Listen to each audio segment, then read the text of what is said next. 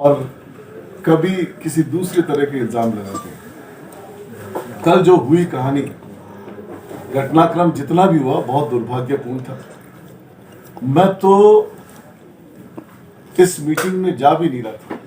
मेरे पार्षदों के फोन आए, हमारी पार्टी के पार्षदों के फोन आए कि दोनों बीजेपी के विधायक आए हुए हैं, आपको भी आना चाहिए।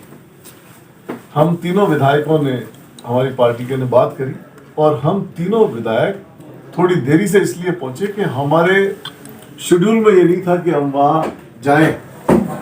पार्षदों का प्रोग्राम था, उनकी मीटिंग होनी थी, तो हमने ये सोचा कि मीटिंग सुचारू रूप से हो जाए।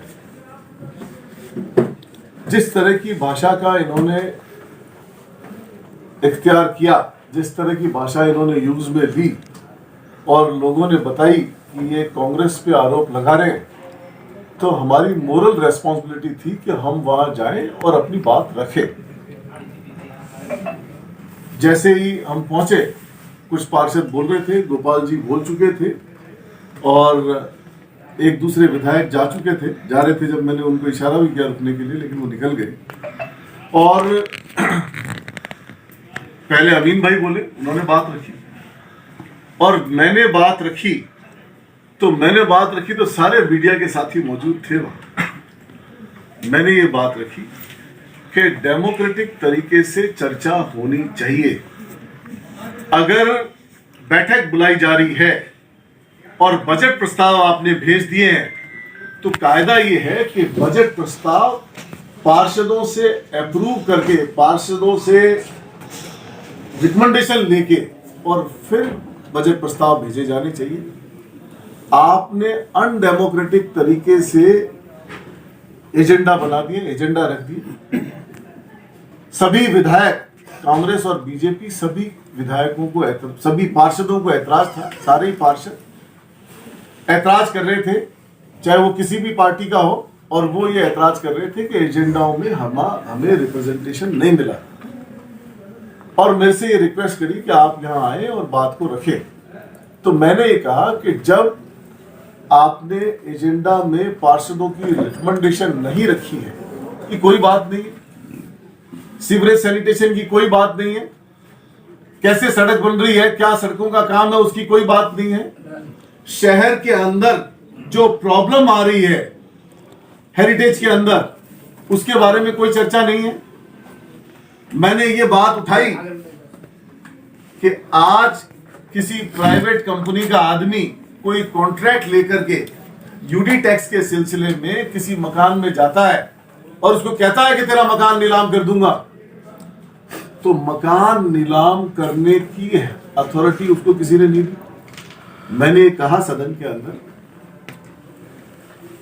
पार्षद दल की बैठक में कि जो एजेंडा है उसमें ये बातों का समावेश होना चाहिए था कि जब 300 गज तक का रेजिडेंशियल मकान और 100 गज तक का कमर्शियल जगह पे यूडी टैक्स अलाउ नहीं है, तो उन जगहों पे किसी ठेकेदार कॉन्ट्रैक्टर को जाने नहीं देना चाहिए।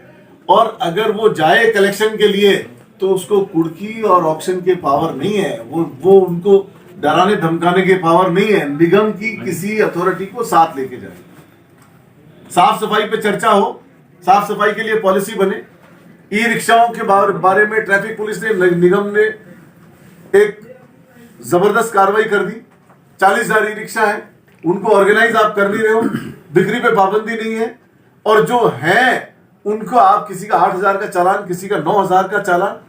ई रिक्शा का वर्ग वो वर्ग है जो शहर में जिसके पास साधन नहीं है, जो उसको खरीद नहीं सकता, लोन पे भी नहीं ले सकता, वो किसी के पास जाता है, 300-400 रुपए महीने में, उस 300-400 रुपए रोज में उससे ई रिक्शा रेंट करता है, दिन भर मजदूरी करता है, मजदूरी करके उसको किराया भी देता है, रखरखाव का खर्चा भी देता है, और उसके बाद में उसको जो पैसे बचते हैं वो उसके बाद में उसको पैसे बचते हैं, उसमें वो गुजर बसर करता है। ऐसे समय के अंदर आप एक ऐसा तबका जो हैंड टू माउथ है, जिसके पास कुछ नहीं है, उसको आप टारगेट करके 7-8 हजार रुपए का, 9 हजार रुपए का जुर्माना लगा दो, 10,000 रुपए का जुर्माना लगा दो, ये गलत है। स्ट्रीट वेंडर को आप इसलिए हटा दो कि कॉम्प्लेक्स किसी और ने खरीद लिया, संजय मार्केट में कॉम्प्लेक्स की नीलामी हो रही है, रजिस्ट्री कराई जा रही है, लेकिन निगम के कर्मचारी उसको कॉम्प्लेक्स वाले से प्रभावित होकर के और वहां स्ट्रीट वेंडर को उठाते हैं, उसके साथ तोड़फोड़ करते हैं, जो 20 साल से बैठा है उसको हटाते हैं, किसी एक को लालच देते हैं और उसमें ऐसी कंडीशन में उसके बाद वो रजिस्ट्री कराता है। क्या मतलब है इस बात का? तो मैंने कहा भ्रष्टाचार पे अंकुश लगे, तो स्ट्रीट वेंडर को वेंडिंग जोन बनाए जाए ताकि उनको बैठने की जगह मिले। हम ऑर्गेनाइज करें, सिटिंग को ऑर्गेनाइज करें, उनकी ठिये को ऑर्गेनाइज करें, उनकी जगह को ऑर्गेनाइज करें, ठेलों को ऑर्गेनाइज करें। जो हटवाड़े हैं शहर में बरसों से चल रहे हैं, मैंने कहा कोई भी हटवाड़ा जो पिछले कुछ सालों में शुरू हो गया उसकी मैं रिकमेंडेशन नहीं करता, लेकिन जो हटवाड़ा 20 साल 30 साल से चला आ रहा है, जिसके प्रेसिडेंस है, उसको प्रेसिडेंस के आधार पे उसको मान्यता दी जाए। 40 आदमी 20 आदमी 10 आदमी आके शिकायत कर दे और हम 3000 आदमी पे कार्रवाई कर दे, ऐसा नहीं होना चाहिए। तो निगम को कैसे सुधारा जाए, कैसे ट्रैफिक सुधारा जाए, इन सब बातों को लेके मैंने बात रखी और मेरे ख्याल से आप में से काफी सारे लोग वहां थे जिसको उन्होंने गलत तरीके से लिया। और जब किसी एक आदमी की स्पीच हो जाती है तो ये ट्रेडिशन नहीं है कि मैं फिर बोलूंगा, आपने अपनी बात बोल दी। दोनों बीजेपी के विधायक ने अपनी बात खत्म कर दी थी मेरे जाने से पहले, और फिर मैं जो बोला तो उसके बारे में उनको टीका टिप्पणी नहीं करनी चाहिए थी, और वहीं से प्रॉब्लम शुरू हुई। वहां से खड़े होकर आप कह रहे हो कि मैं ये नहीं बनने दूंगा, वो नहीं बनने दूंगा। आप कार्रवाई करो, अगर आपको कोई संज्ञान में आ रही है बात, बोलने से और खाली सस्ती पब्लिसिटी हासिल करने से कुछ नहीं होगा। अनर्गल आरोप, जैसे ध्यान डाइवर्ट करना होता है ना। कल का मुद्दा क्या था? कल का मुद्दा ये तो था नहीं जिनकी चर्चाएं हो रही है। कल का मुद्दा ये था, क्या एजेंडा पे चर्चा हो रही है? क्या पार्षद दल जिनको बुलाया गया है वो एजेंडा में सहमति दे रहे हैं? 82 आदमियों ने उस एजेंडा के खिलाफ कागज साइन कर दिया, हाथ उठा के मना कर दिया। मैंने भी कहा उनको, मैंने भी पूछा उनसे, उन्होंने सबने हाथ उठा के मना कर दिया। 82 आदमियों ने पेपर साइन कर दिए। आप पेपर को जेब में रख के घर ले गए, किसने अथॉरिटी दी आपको? 82 आदमियों ने जिन्होंने साइन किया, उसको बीजेपी के विधायक बजाय सीईओ को, मेयर को देने के और पेपर उठा के घर ले जाओ और पब्लिक का ध्यान डाइवर्ट कर दो। ऐसे हो गया, वैसे हो गया, वैसे हो गया, 100 तरीके की बातें। राष्ट्रगान के प्रति बात की, मेरे से ज्यादा राष्ट्रगान का सम्मान नहीं करते वो। मेरी तो जब मैंने चार्ज लिया यहां, और जहां मेरी कुर्सी है, मेरी सीट के पीछे अगर सबसे पहली चीज अगर कोई लिखी गई है तो राष्ट्रगान लिखा गया है। राष्ट्रगान का सम्मान करते हैं। एविडेंस को तोड़ मरोड़ के पेश करना, आप सब लोग थे वहां। बीजेपी के पार्षदों ने राष्ट्रगान बंद कराया, बीजेपी के पार्षदों ने राष्ट्रगान बंद कराया और हल्ला हुआ।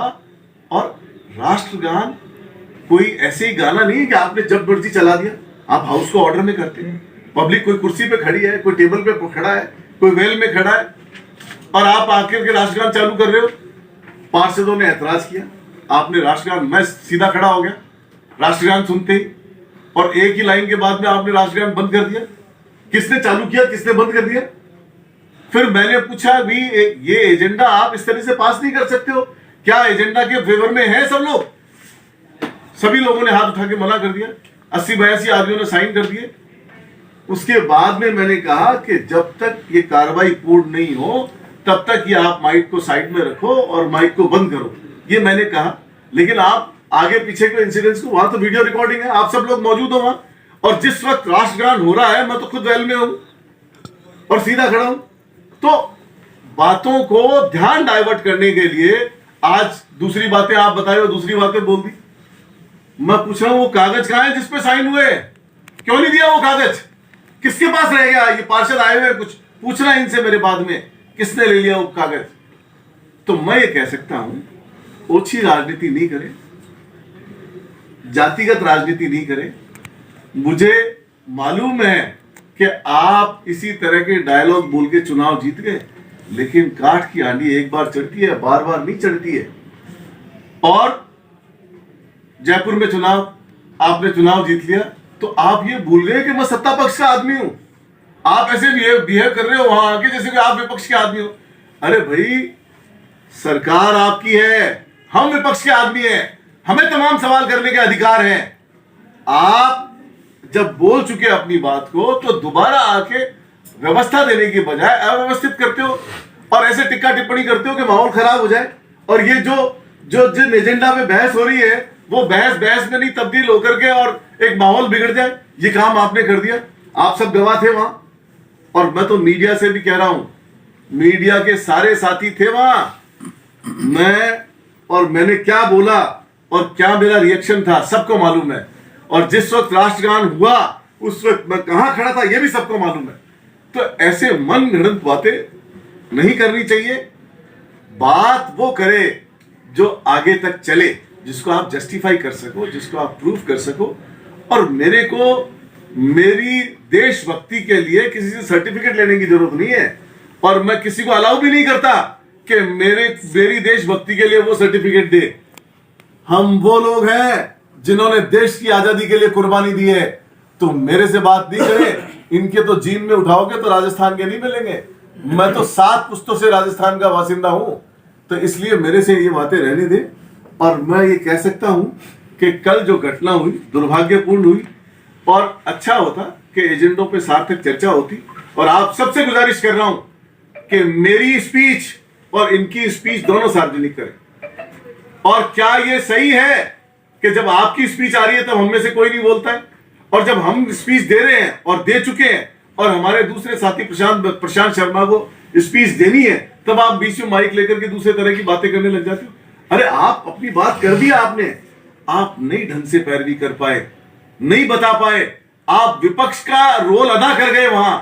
आपको यह चाहिए था कि अपने सरकार की उपलब्धियों के बारे में बात करते, विजन रखते कि सरकार क्या चाहती है। आप सरकार के नुमाइंदे थे, हमने सर्टेन सवाल किए, आप उन पे सॉल्यूशन की बात करते कि हम सरकार से बात करेंगे, तो बात अच्छी होती और पॉजिटिव और कंस्ट्रक्टिव वे में बात आगे जाती। लेकिन दुर्भाग्यपूर्ण बात है और दुर्भाग्यपूर्ण तरीका है। एक शिकायत मेरी मीडिया के साथियों से भी है, जब भी कुछ चलाओ किसी ने कह दिया और आपने चला दिया। आप किसी का वर्जन ये कह के तो चला सकते हो कि इस आदमी ने ये बात कही, लेकिन आप अपनी तरफ से ये बात चला दो कि ऐसा हुआ, तो वो झूठा नहीं चलना चाहिए। और किसी का वर्जन अगर आए और उसका वर्जन आप चलाते हो या उसका वर्जन आप छापते हो, तो जिसके बारे में बात की जा रही है उसका वर्जन भी लो, उसका वर्जन भी बराबर छापो, ताकि ट्रांसपेरेंसी नजर आए, बात में सच्चाई नजर आए। तो मैं तो ये कह रहा हूं कि ये इनकी बौखलाहट है, चुनावी फायदा लेने की कोशिश है। और मेरे तो क्षेत्रीय विधायक है ये, मैं तो इनका वोटर भी हूं, मेरे प्रति इनकी रेस्पॉन्सिबिलिटी और सब लोगों से ज्यादा है। तो इनको ये चाहिए कि आज सबका ख्याल रखे और मेरे जैसे आदमी के बारे में तो ज्यादा ध्यान रखे कि मेरा वोटर भी है। सर, ये 2024 के जो चुनाव आने वाले हैं लोकसभा के, उसको देखते हुए मुद्दों से भटकाने की कोशिश कर रही है बीजेपी। मैं ये पूछना चाह रहा हूं कि वो एजेंडा का जो जिसपे साइन हुए, जिस एजेंडा के बारे में चर्चा थी, उस एजेंडा के खिलाफ जो मैंने सुना है कि 80-82 लोगों ने साइन कर दिए, वो कागज ये लेके चल दिए वहां से। ये नहीं बताना चाह रहे हैं, अरे वो कागज कहां है भाई? मीडिया के साथी पूछे किसके पास है, वो किसने दिया और किस हैसियत से ये वो कागज ले गए? ये किस तरह का काम कर रहे हैं? आजकल ध्यान भटका के क्या किया जाता है? ध्यान भटका के ये वो कागज लेके चंपत हो गए।